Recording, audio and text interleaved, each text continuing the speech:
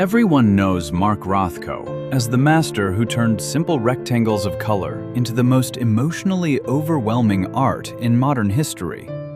His paintings didn't just hang on walls, they breathed, pulsed, and wept. Rothko insisted his work was never about abstract form or color theory. It was about human tragedy, ecstasy, doom. He wanted people to stand inches away from his massive canvases until they broke down and cried. But few know that the glowing light inside his paintings was slowly extinguished by a pitch-black reality. By the late 1960s, the artist's inner world began to violently unravel.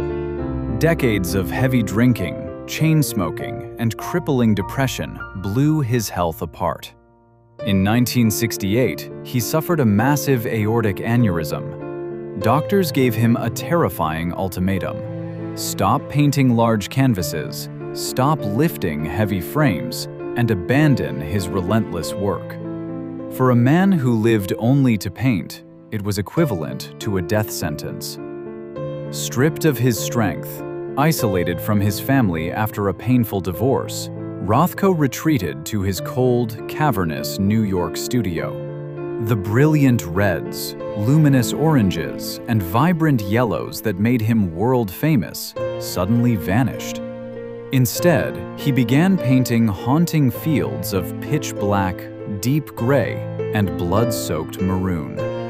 His final series, the black-on-gray paintings, looked less like art and more like a curtain falling over the void. On February 25, 1970, Mark Rothko was found dead in his New York studio. He was 66 years old. His death was ruled a suicide. The art world was shattered, but the tragedy didn't end there. What followed was one of the greediest, most scandalous legal battles in history: the Rothko case. Corrupt art dealers and former trusted advisors attempted to steal hundreds of his priceless paintings from his grieving children for pennies.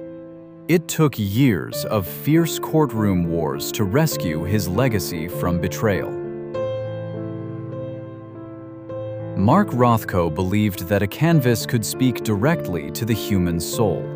The man who spent his life painting silence ultimately left behind the most deafening cry in modern art.